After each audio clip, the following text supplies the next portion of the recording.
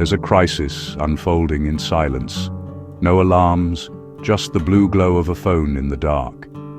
It's a quiet ache that settles in our living rooms, a sense of emptiness that technology can't quite fill. Swiping through endless faces, we're more connected than ever, yet lonelier than before. Each profile promises possibility, but the reality is often isolation, disappointment, and a longing for something real. This is the modern dating crisis. It's not just about finding someone, it's about finding meaning and connection in a world that feels increasingly fragmented. It feels personal, but it's a symptom of something much bigger, a shift shaking the foundations of how we live and love. Our relationships are shaped by forces far beyond our control. Dating doesn't exist in a vacuum. It's tied to our financial security, mental health, and hope for the future. When these are threatened, our ability to connect suffers too. As economic and social pressures mount, the architecture of human connection is crumbling. Friendships and romances alike are strained by uncertainty and stress.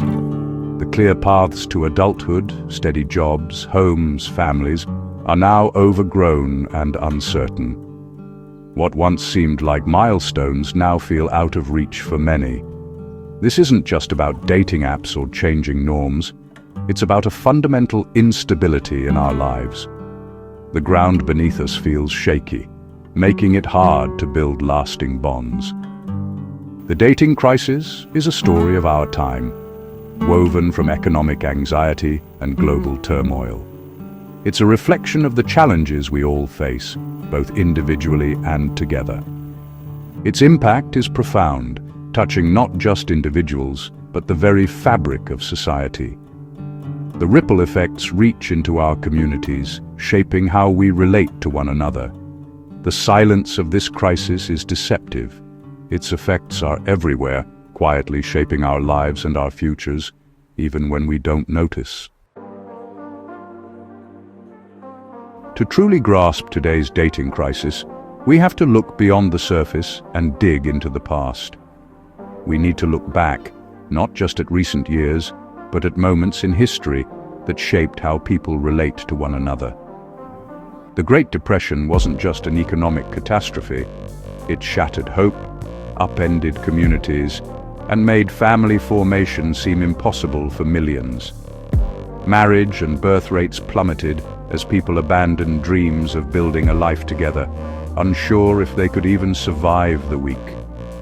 Today, we face a slow burn of crises, economic stagnation, political division, and constant global emergencies that seem to never end. For many, stability feels out of reach, just as it did in the 1930s.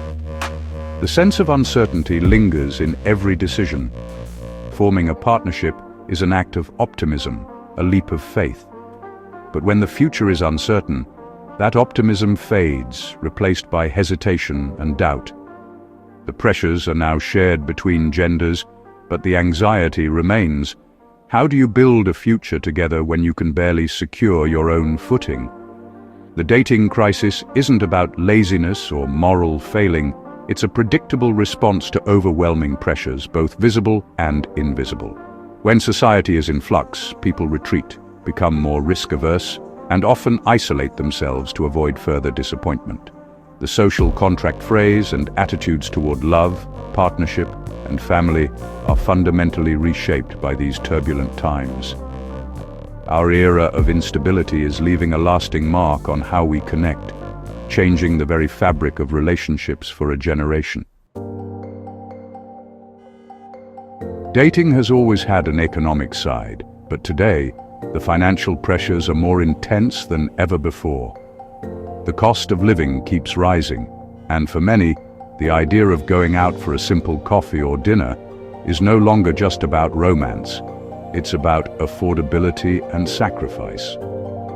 Even a simple date can feel out of reach for many, turning what used to be a casual outing into a luxury reserved for the few. The joy of spontaneous connection is replaced by anxiety over expenses. Financial barriers leave many sidelined, unable to participate in the search for connection. The dream of finding love is often put on hold as people focus on making ends meet.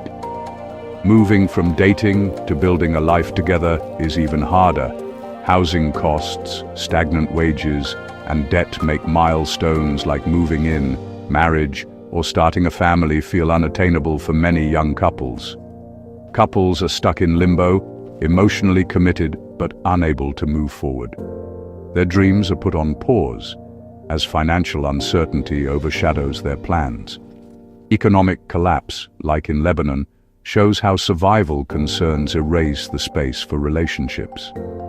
When daily life becomes a struggle, love often takes a back seat to basic needs. As financial stress rises, relational stability falls. Arguments over money become more frequent, and the pressure can drive couples apart. The search for a partner becomes a calculation. Can they help achieve financial security? Love is weighed against practical concerns, and choices are shaped by economic realities. Romance is overshadowed by the need for economic survival. The excitement of new love is dulled by constant worries about money and the future. When the heart must consult the wallet, love loses its spontaneity. The freedom to fall in love is replaced by the burden of financial reality, changing the way we connect and dream together. It's hard to feel romantic when the world is in crisis. Relentless global emergencies, conflicts, climate disasters, economic shocks create a background hum of anxiety. This stress erodes the emotional space needed for intimacy and hope. When minds are preoccupied with survival, vulnerability and connection become rare. Global crises are no longer distant. They shape our daily lives and relationships. First dates become therapy sessions, and decisions about the future are clouded by existential dread. We're dating in the shadow of a world on edge. The dating crisis is tangled up with shifting gender roles. The old scripts, men as providers, women as homemakers, are gone. But what's replaced them is confusing. Women have gained independence, but expectations haven't caught up. Men may feel lost, pressured to be both sensitive and high-earning. Persistent inequalities, like the gender pay gap and unequal domestic labor, add friction. Success can be intimidating, and mismatched expectations lead to conflict. Couples often operate from different rulebooks, causing misunderstandings. Until we redefine partnership for a new era, this friction will persist. The crisis is as much about identity as economics. The dating crisis is global, shaped by economic precarity and social change everywhere.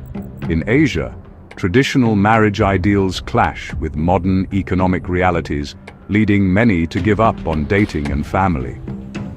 Disasters and instability in developing nations make partnership a distant luxury. Even within countries, the crisis looks different. Urban professionals face high costs and isolation, while others face job scarcity and shrinking communities.